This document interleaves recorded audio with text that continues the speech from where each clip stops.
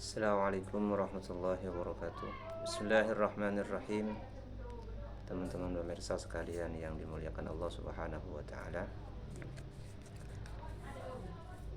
Mari kita sama-sama selalu berusaha memperbaiki sholat kita agar kita merasakan tenang, nyaman, dan nikmat dalam sholat kita. Rasulullah Shallallahu Alaihi Wasallam menjelaskan dalam sebuah hadisnya, ju'ilat qurratu aini fi sholah. Kesenangan mataku berada dalam sholat. Itu yang disampaikan oleh Rasulullah Shallallahu Alaihi Wasallam. Hadis ini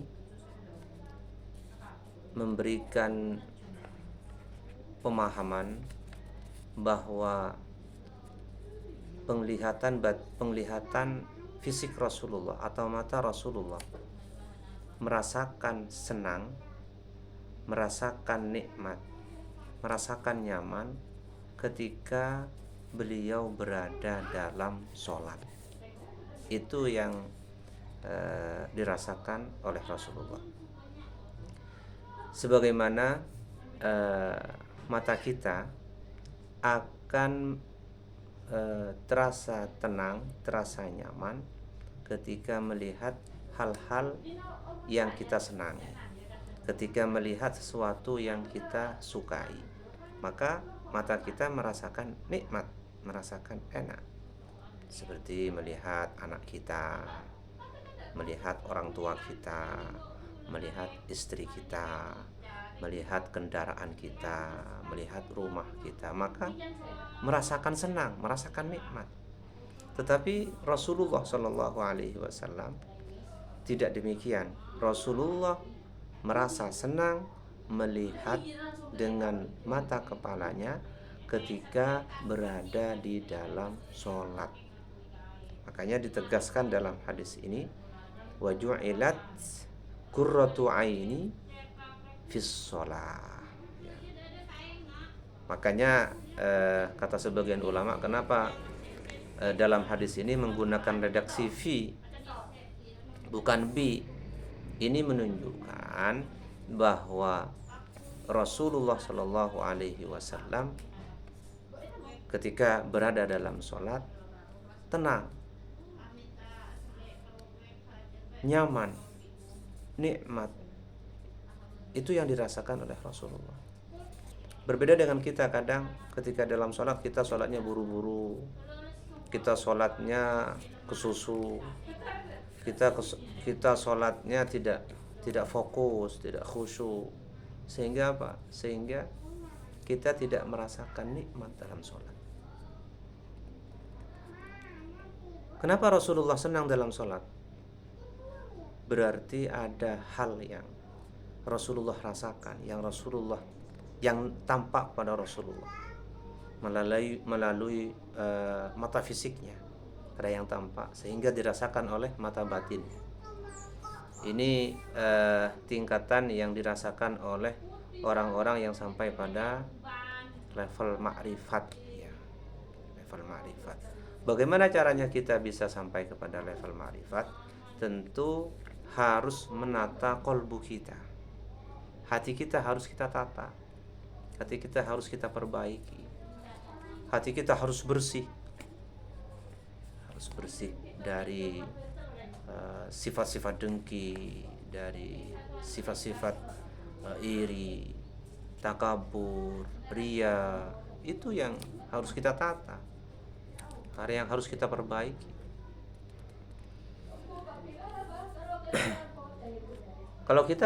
Kalau kita ya merasakan nikmat ketika melihat hal yang kita senangi. Kalau Rasulullah tidak. Rasulullah merasa tenang ketika berada dalam sholat. Rasulullah merasakan nyaman, merasakan tentram, merasakan nikmat ketika berada di dalam sholat.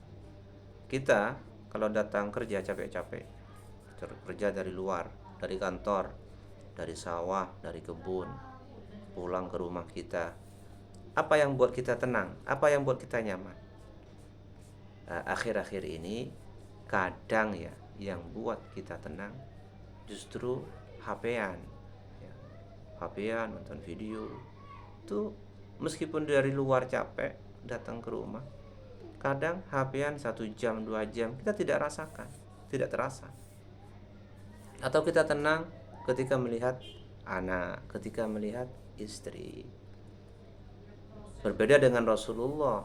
Rasulullah merasakan tenang, merasakan nyaman, merasakan nikmat, merasakan lazah ketika berada di dalam sholat. Itu adalah Rasulullah. Itu yang harus kita contoh, yang harus kita tiru. Tentu harus melalui usaha yang maksimal. Walamma ja'a ila rahatil qalbi fi ta'abihi wa nasabihi qala ya Bilal arihna bis shalah. Ketika Rasulullah merasakan, hati Rasulullah merasakan resah, merasakan capek, merasakan galau, apa yang disampaikan oleh Rasulullah? Arihna ya Bilal arihna bis shalah. Wahai Bilal, tenangkanlah hati kami bis sholati, dengan sholat. Itu Rasulullah. Jadi ketika Rasulullah mempunyai masalah, mempunyai problem, Rasulullah sholat. Itu yang dipraktekkan oleh Rasulullah. Karena ketika berada dalam sholat, Rasulullah merasakan ketenangan. Ya. Jadi ini menjadi pelajaran bagi kita. Ketika kita merasakan kegalauan, mempunyai permasalahan, mempunyai problem, baik di dalam kehidupan kita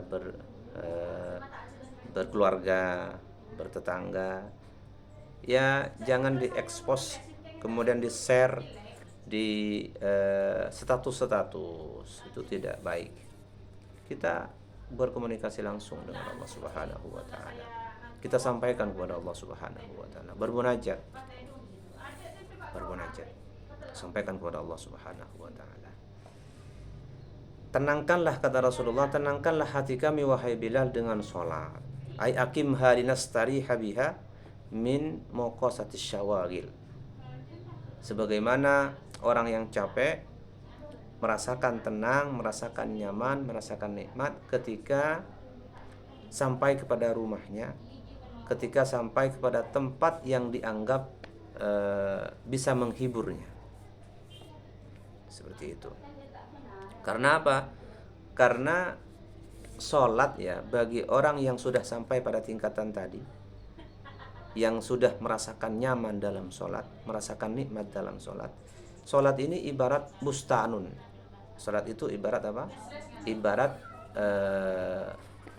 taman. Di mana di dalam taman, di taman kita akan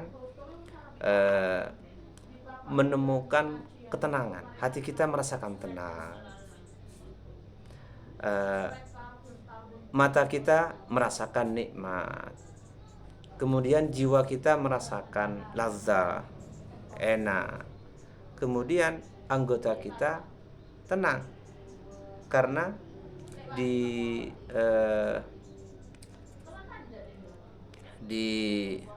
kebun atau di hadiqah ya, di hadiqah itu ada bermacam-macam bunga, ada bermacam-macam pepohonan, ada bermacam-macam rumput.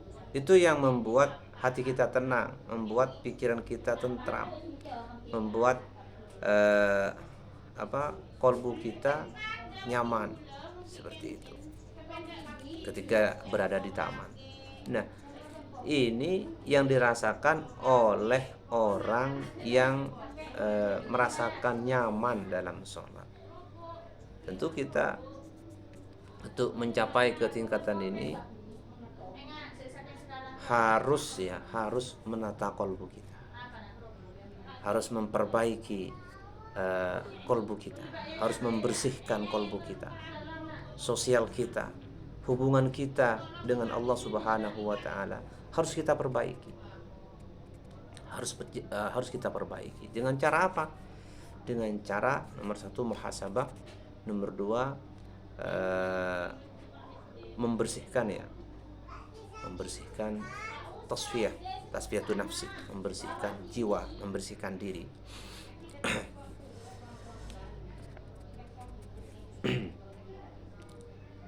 Karena pada hakikatnya ya, yang harus kita ketahui, ruh sholat itu apa? Ruh sholat ini penting diketahui ya, penting diketahui.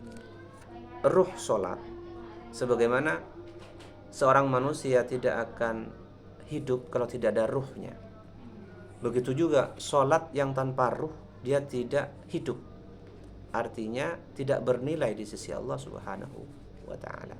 Apa ruh sholat? Ruh dalam sholat itu apa? Ruh di dalam sholat itu adalah iqbalul abdi alallahi bikulliyatihi fiha, yaitu menghadapnya seorang hamba kepada Allah Subhanahu wa ta'ala secara totalitas di dalam sholat. Bikulliyati, totalitas. Apa totalitas?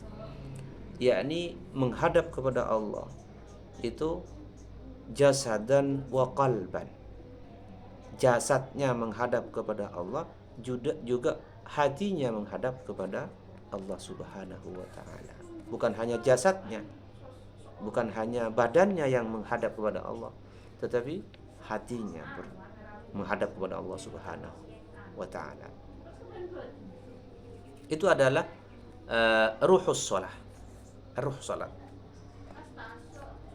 Kita bisa menilai diri kita sendiri untuk memperbaiki sholat kita. Apakah selama ini kita sudah menghadap kepada Allah Subhanahu wa ta'ala dalam hal ibadah ini totalitas, jasadan wa qalban, jasad dan hati. Kalau selama ini ternyata ibadah kita hanya sebatas jasad, hanya sebatas badan, mari kita perbaiki bersama agar kita bisa sampai pada tingkatan kita beribadah menghadap kepada Allah Subhanahu wa ta'ala jasadan wa qalban, jasad dan hati. Karena apa? Karena ini merupakan ruh sholat ya. Ruh sholat, kehidupan dalam sholat itu seperti itu. Tanpa itu berarti sholatnya tidak hidup, artinya tidak bernilai di sisi Allah Subhanahu wa ta'ala. Bagaimana bernilai? Kadang sholat Allahu Akbar, pas Allahu Akbar yang diingat bukan Allah. Yang diingat siapa? Yang diingat urusan-urusan rumah, urusan tetangga, urusan rumah tangga, urusan dapur, urusan pekerjaan, HP dan lain sebagainya. Itu yang diingat. Katanya menghadap kepada Allah, tapi yang diingat bukan Allah.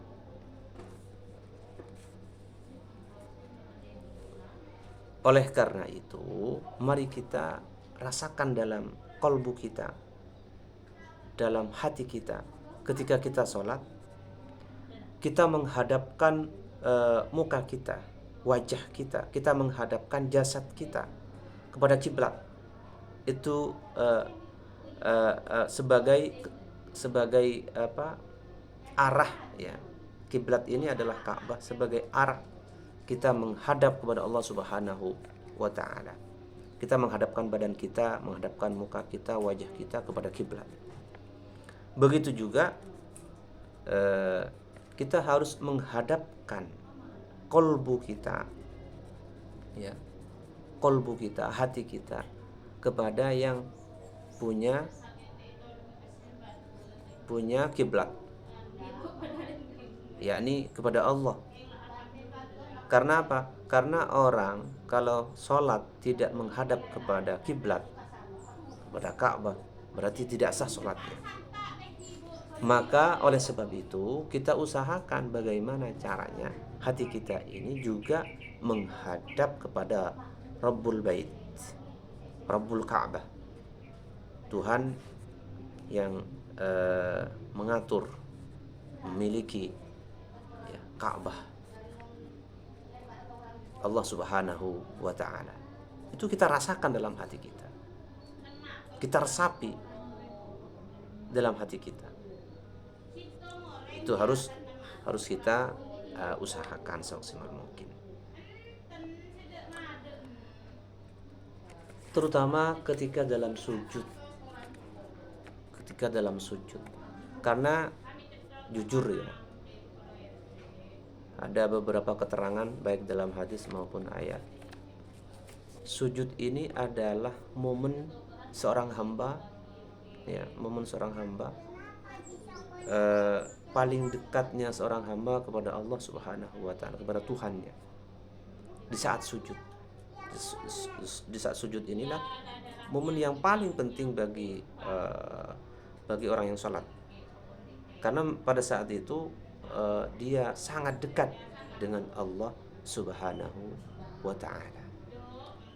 Allah berfirman, wasjud waqtarib, sujudlah maka kamu akan menjadi dekat dengan Allah Subhanahu wa ta'ala. Seakan-akan tidak ada tabir, tidak ada hijab antara dia dan Allah Subhanahu wa ta'ala ketika sujud.